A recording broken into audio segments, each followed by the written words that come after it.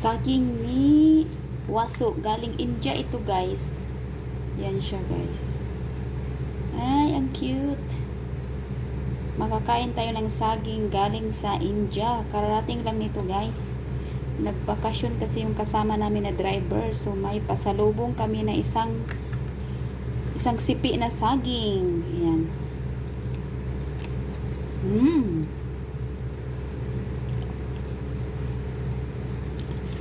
Okay.